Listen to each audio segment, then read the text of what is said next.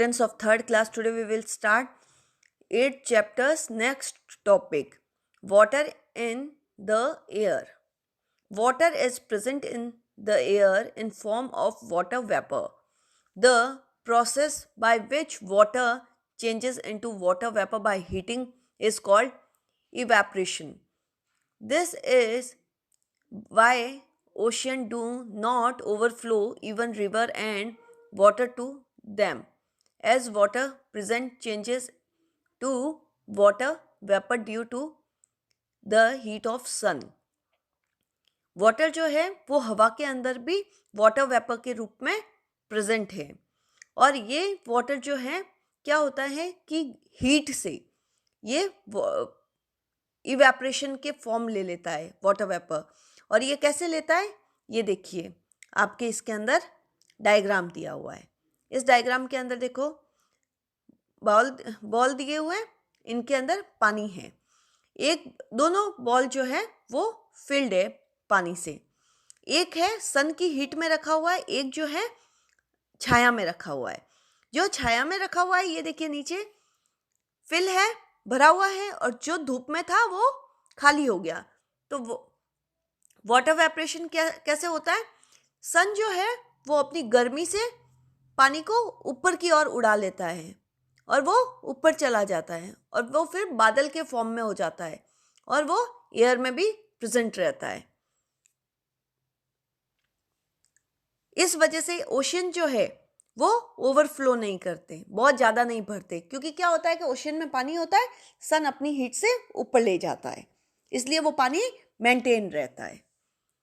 To understand this, let us take 2 ball of water, make the level of water in each ball. Keep one ball out in the sun at noon and the other inside the house in the shade. Check the balls in the evening and measure the water level. Which ball has less water? What happened to the water in the ball kept in the sun? इसके अंदर ये बताया हुआ है, ये activity करनी है। जो मैंने आपको बॉल के अंदर बताई वो एक्टिविटी इसमें लिखी हुई है कि देखो अपन देखते हैं कि एक छाया के अंदर रखा हुआ है और एक धूप में रखा हुआ है, और दोनों कटोरों में से किस कटोरी से पानी कम होता है।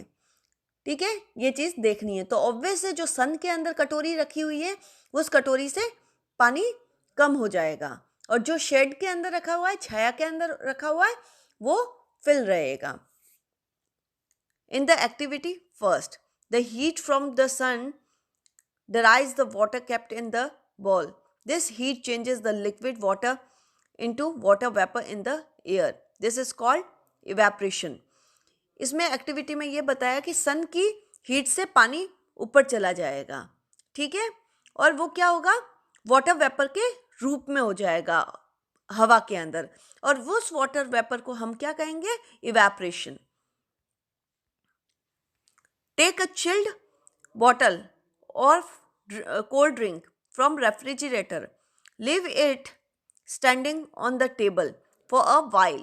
After some time you will see tiny drops of water forming on the outside of glass surface of bottle. आप फ्रिज में से कोल्ड ड्रिंक की बोतल निकालो, आप टेबल पे रखो, क्या होगा, थोड़ी देर बाद में वो बाहर की साइड में पानी का कुछ बूंदे छोड़ देगा। Where did this water come from? ये पानी कहाँ से आता है? Is the bottle leaking? Yes or no?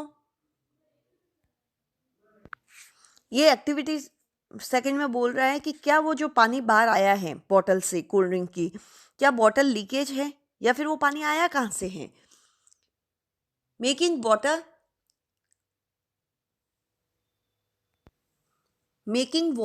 reappear in the activity second 2, when the water vapor in the air touches the cold surface of the bottle, it changes back into water.